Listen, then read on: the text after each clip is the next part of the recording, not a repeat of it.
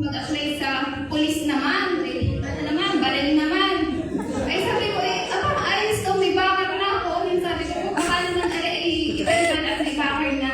Ay, dahil hindi naman ko po ipasa ulit ng requirements. Punta doon, punta din, kumpleto ng requirements. Kasi punta ulit sa Kalamba, report, ganyan.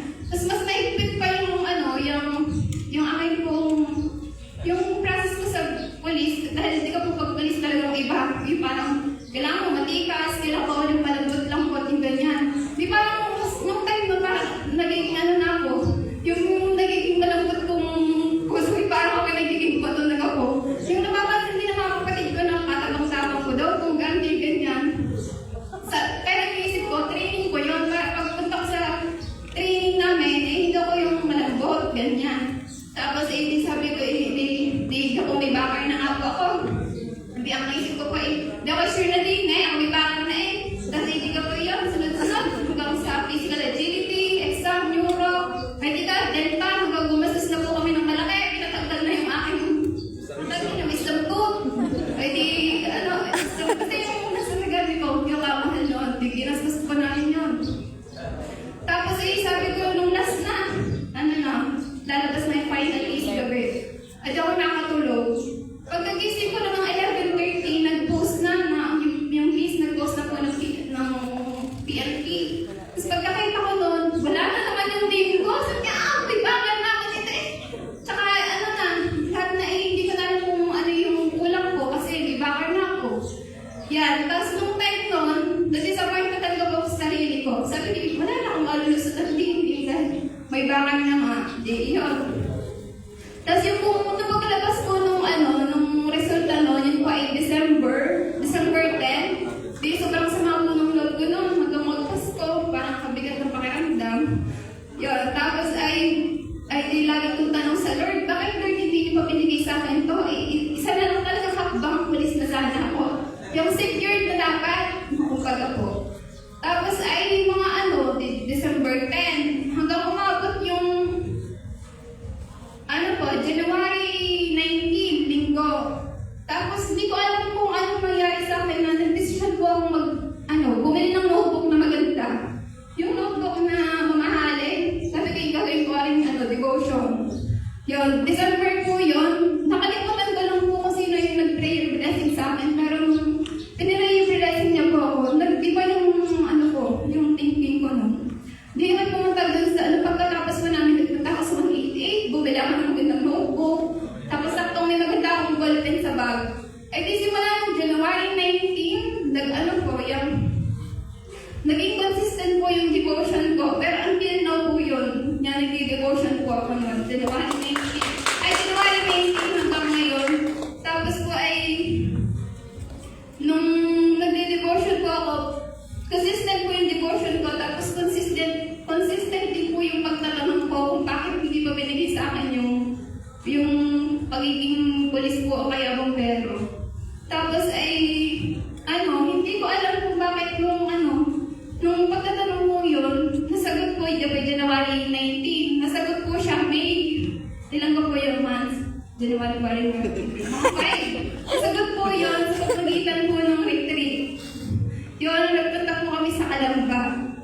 Tapos ay... Cavite. Ay, sa Cavite. Ay, nakalita ko lagi pumuntang Kalamba. Ay, sa Cavite ko pala.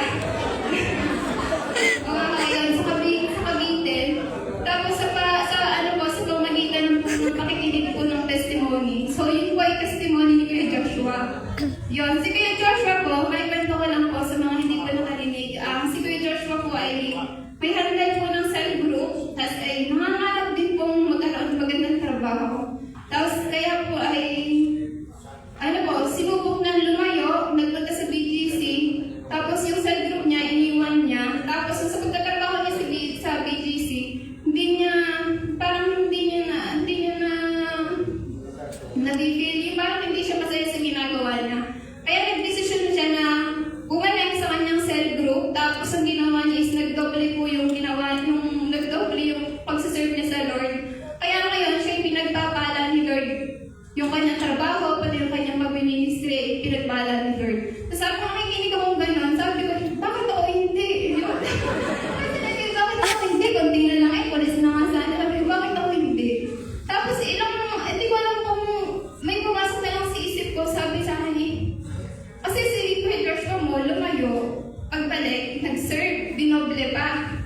Tapos, ikaw, katagal mo na, wala ka pang cell group. Yan. Nag-a-apply ka pa nga lang, lumalayo ka na agad. Ayun yung naiisip ko nung nakikinig ko. Sabi niya, ay, malayo. Di, sabi ko nung pagkatapos ng retreat, sabi ko yung, mag-iiba. Ayoko nung dating ako na, gano'n. Ibang-iba na talaga nung pagka-attend ko ng retreat na yun, iba na yung ano ko, basta. Tapos ay, gano'n, wala na sa buhay nung, tapos po ay, sige po, pagkatapos ko ng retreat, sabi ko sa sarili ko ay, gusto ko magkaroon ng cell group. Tapos, nung sinabi ko po yun, yung taong, may pinagpipray na po ako ng taga sa amin na yun po yung gusto ko pong ma-share. So, yun po.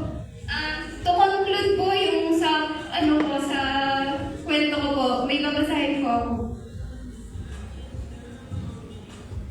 Ay, namatay. Sakto ay kahapon, nasira po yung cellphone ko. Tapos po ay ngayon, itignan ko na yung cellphone ko po. Yun. So, sa conclusion po, so sa paghahanap ko ng maayos na trabaho, nakalimutan ko na po yung pagsaserve sa Lord. Na dapat balanse yung paghahanap ko ng trabaho, tsaka yung sa pagsaserve sa Lord, at tsaka yung pagiging disipulo po. Tapos po ay, kaya din, naiintindihan ko din po kaya hindi sa akin binigay agad ni Lord yun kasi mahina pa yung pananampalataya ko sa Kanya na dapat ako yung maging, habaw ko sa training, dapat ako yung modelo at saka asin at ilaw para ma-preserve yung pananampalataya ng mga kasama ko sa training.